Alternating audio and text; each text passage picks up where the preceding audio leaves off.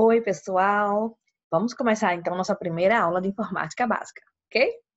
Então vamos lá. Vamos começar nossa aula falando sobre os conceitos básicos de informática.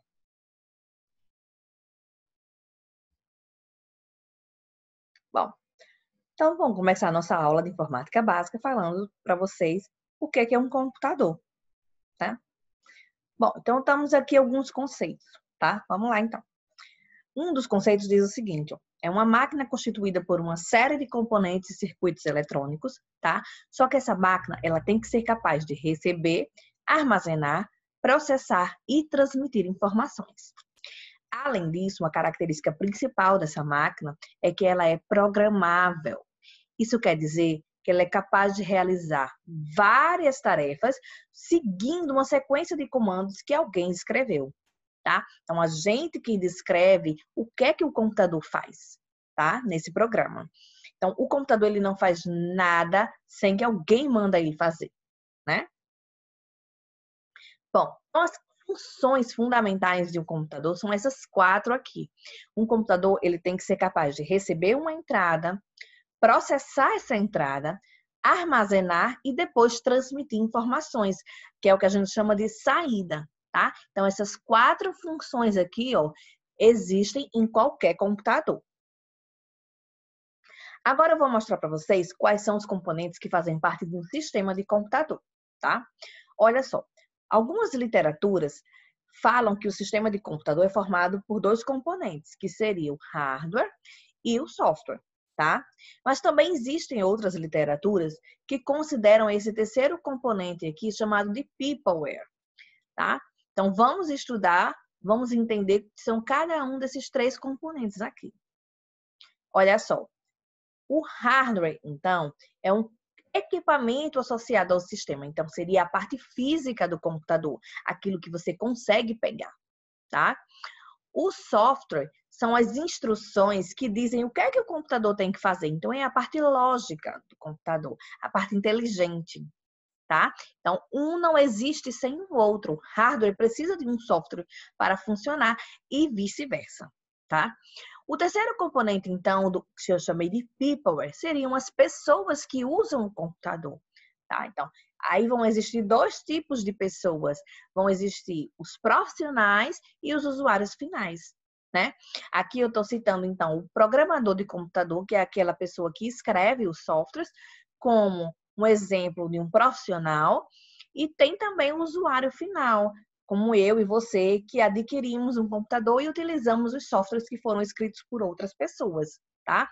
Normalmente, esse usuário aqui, ele é conhecido como usuário final, tá? Então, são 3 componentes que fazem parte de um sistema de computador: hardware, software e peopleware, ok? Bom, agora que vocês já viram a parte básica, a parte inicial sobre o que é um computador, vamos então estudar as gerações da computação. Bom, a computação, ela começou lá na primeira geração, na década de 40, tá? Essa primeira geração aqui, ela foi marcada pelo uso de válvulas para a construção desses computadores, tá? Essa primeira geração durou entre 1940 até 1955. E só repetindo para vocês, a principal característica dos computadores da primeira geração era o uso de válvulas, tá? Então, o que acontecia? Quais eram as características desses computadores?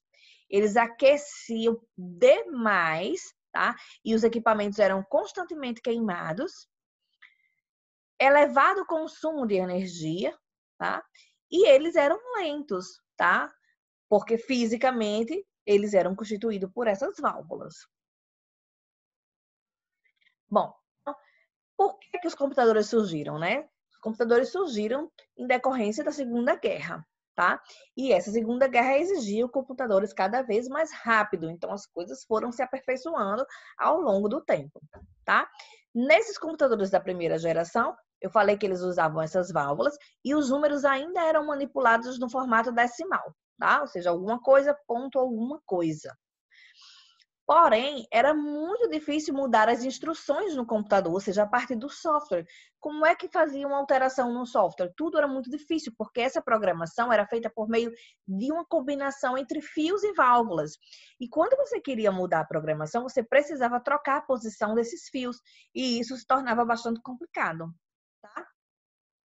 Vou mostrar para vocês agora alguns computadores dessa primeira geração, tá? Então, esse daqui é o Mark I.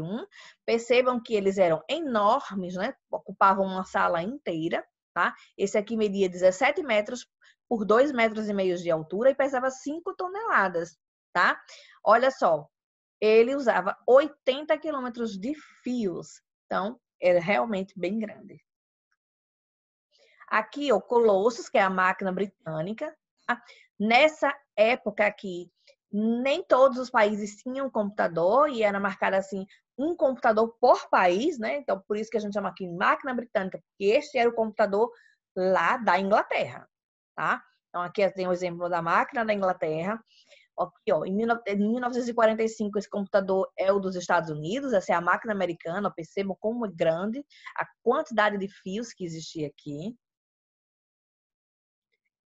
O Univac aqui na primeira geração ainda, percebam que esse computador aqui já era bem menor do que os seus antecessores, né? Já estamos aqui ó, em 1951, tá? Então, uma característica desse computador Univac aqui é o tamanho dele. Aí, em 1954, surgiu o IBM 650, que tem uma característica bem interessante, né? O tamanho dele, que é bem menor, olha, 1,5 metro por 1,80 metro. Lembrem que aquele primeiro que eu mostrei, ele tinha 17 metros, tá? E só pesava 892 quilos, comparado com o outro que pesava 5 toneladas, tá? Então, esse IBM aqui, ele foi lançado para resolver problemas comerciais e científicos, tá? E a IBM, ela pensou na época em vender 50 exemplares desse computador, o que já era um absurdo para a época, porque era mais do que todos os computadores que já existiam no mundo, tá? Porém, apesar de todo o pessimismo, 4 anos depois, em 1958, a IBM já tinha vendido 2.000 unidades desse computador. Então, foi um sucesso total, certo? Esse IBM aqui, ele já era capaz de fazer multiplicações com 10 dígitos, tá? Vamos lá? Olha a foto do IBM 650 aqui. Bom, agora vamos falar dos computadores da segunda geração, tá? A segunda geração durou aqui 10 anos, ó, de 1955 até 1965. E foi marcada pelo uso dos transistores, tá? Tá aqui o exemplozinho de uma placa com transistores para vocês entenderem o que é, tá? Ó, só como exemplo, aqui o tamanho de uma válvula, olha, o tamanho da mão de uma pessoa, para vocês terem ideia aí, né? Uma válvula. E aqui, ó, vocês têm os transistores, é um componentezinho eletrônico bem pequenininho. Então, percebam que a gente trocou o uso dessas válvulas por esses transistores. Então, vocês já podem imaginar que uma das características dos computadores da segunda geração é que eles eram bem menores do que esses computadores iniciais. Olha só.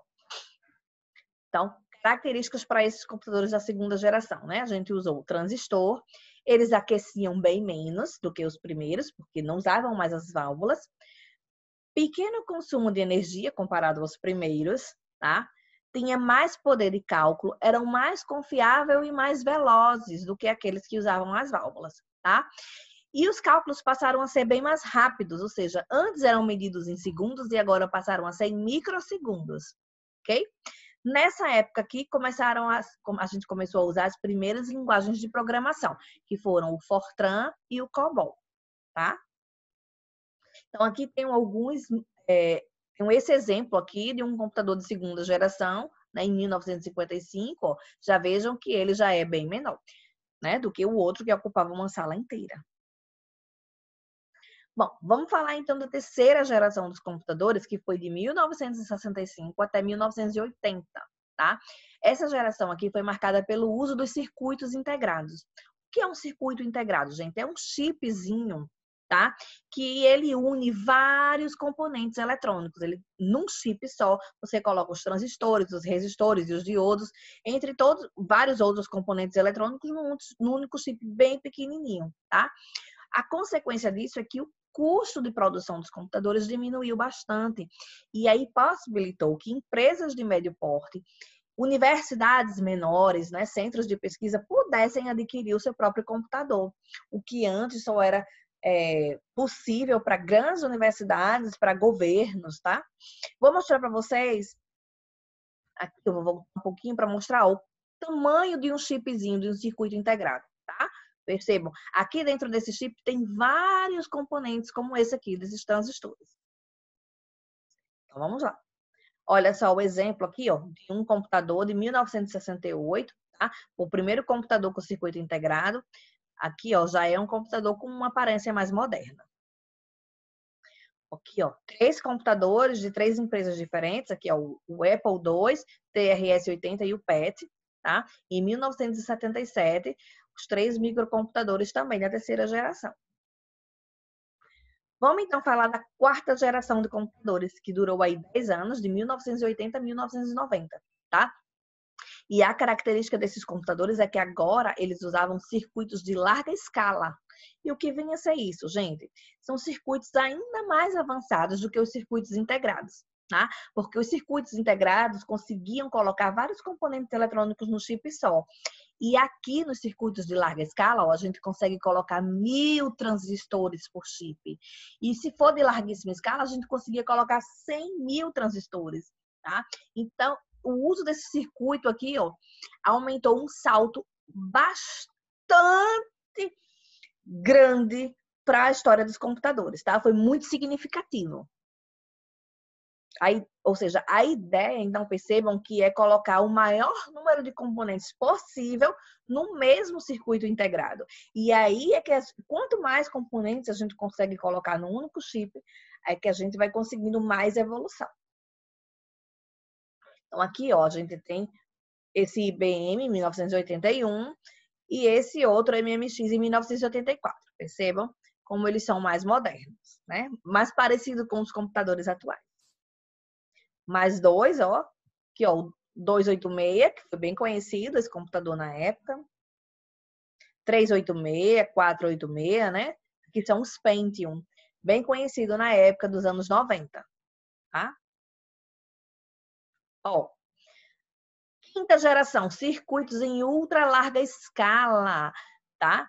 Então, os computadores modernos, ou seja, de 1990 até os dias atuais, tá? Então, hoje nós estamos na quinta geração de computadores, tá? Então, a gente conseguiu, ó, usar aqueles chips de ultra larga escala que eu falei para vocês, né? Colocando mais componentes ainda num único chip. Com isso, a gente aumentou a capacidade de processamento, a capacidade de armazenamento e as taxas de transferências no computador, tá? A gente diminuiu o tamanho dos computadores, né? É só olhar para um notebook. E aumentou a velocidade deles também, tá? Além disso, a gente conseguiu começar a usar o processamento paralelo e colocar várias máquinas simultaneamente em execução. Bom, aqui em 1990, ó, que a gente usou Pentium 2, Pentium 3 e Pentium 4. Foram bem famosos nessa época aqui, tá? Hoje as máquinas têm mais memória, têm mais velocidade, mais capacidade e a gente usa já estudos na área de inteligência artificial. Olha aqui, ó, exemplo de computador. Isso aqui, na verdade, é um supercomputador, tá? Vários computadores trabalhando juntos aqui. Computador moderno, né, dos dias atuais. Um notebook. Olha como o monitor ficou bem menor, né? Mais exemplos de computadores modernos, tá?